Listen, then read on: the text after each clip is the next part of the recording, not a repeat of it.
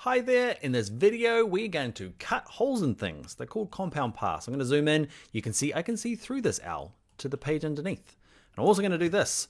Everyone loves a bit of abstract compound path making. We're going to do that in this tutorial. Okay, so first up, open up the file compound path from your exercise files. And what I want to do is I'm going to bring in an image. Okay, and I'm going to bring in an image called old paper. There you are. I'm going to drag it out so it kind of covers the background. It's a little bit big, but it's okay. All right, so I want this. Now I'm going to arrange it, send it to the back, because what I'd like to do is, at the moment there's, let's say these two eyes, these outer eyes here with the green, because I want them to be holes, because right, if they're white, okay, which is what we've done in the past, obviously we can't see through to the background. So what we want to do is we want to punch holes in it. So I'm going to select the two eyes, okay, and just drag them off, because I want these two selected. So I'm holding shift to click both of them.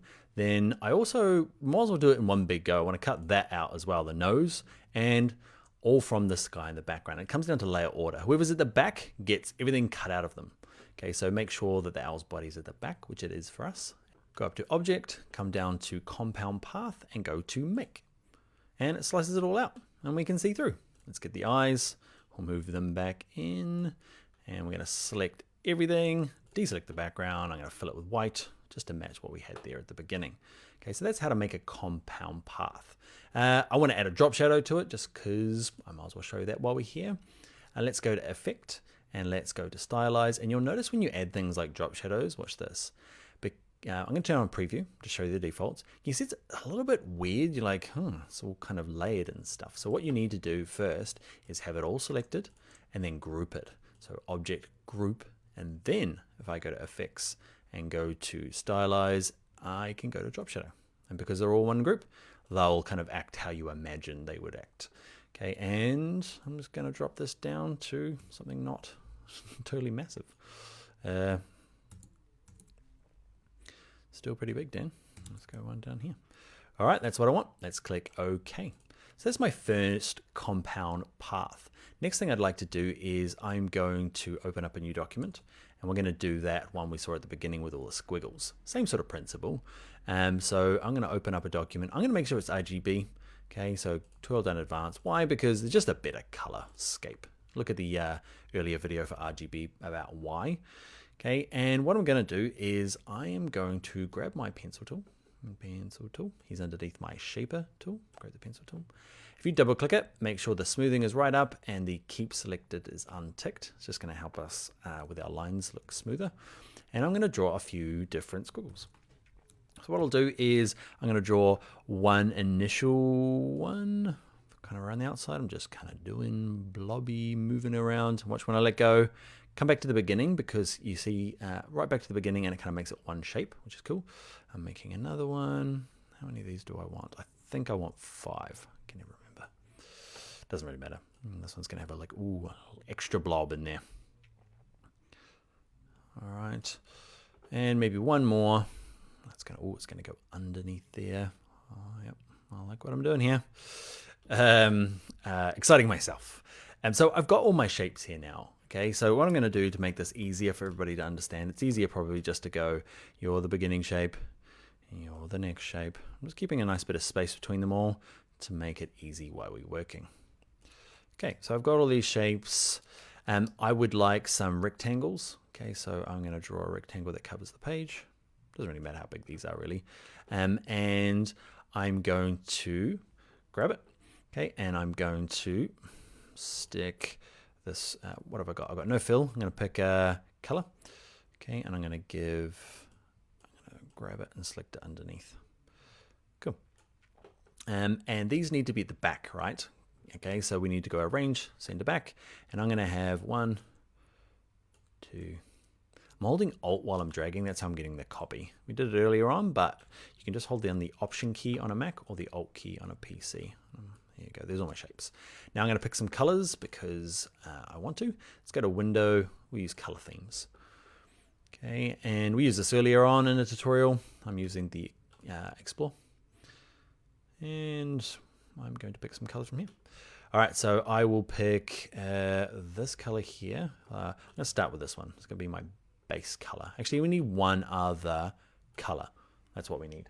Okay, we need 5 segments. So this bottom one's going to be this color, green. Click on this one. You're going to be this yellowy color. You peach. Let's say running out of color names. All right, so now we need to make them compound paths, just like we did before. Okay, so we're going to start with this bottom one here. Okay, select both things and then go to Object, Compound Path, Make. Select Object, Compound Path, Make. You see the shortcut there? It's Command 8 on a Mac or Control 8 on a PC. I use that all the time. Okay, I got them all. Next thing I want to do is just select them all and give them no stroke. Go by stroke. Now I'm going to stack them up. You're at the bottom. You're next. There's going to be some layer order issues. Ooh, not. I happen to do them in the right order. Nope. Okay, so that guy's behind that guy. So I just need to make sure with them selected, arrange, bring to front. Now I'm going to have my layer orders. Awesome. Arrange, bring to front. Just so you know, it's not really it's kind of an intro class for shortcuts, but Command Shift and the outer square rectangle. It's up near your P key. Okay, it's Command Shift and outer, or the second square bracket. It's Control Shift if you're on a PC. So I've got all my colors. Okay, they're all lined up, and what you saw at the beginning though, there's like a nice little effect applied to them. So kind of like, well, it is the drop shadow, makes this look a little nicer. So I am going to select it all. I'm going to close down my color themes, and I'm going to go to Effect. I'm going to go to Drop Shadow, under Stylize, Drop Shadow, and we're going to play around with this. Make sure Preview's on, and I guess this will come down to the size of your page, what kind of squiggles you did. So by default, yeah, it's a bit small, that one, 111. I'm going to go to, I'm going to pretend like I'm just fluking this, but I practiced this before the video to try and make it look awesome. 7, 7, and this one here looked good at 20. Okay, the offset is just like left and right, so it's kind of like the sun shining up there. The blur is, you watch it'll change from this kind of really hard edge to a really kind of soft edge. Does it look great? Looks okay.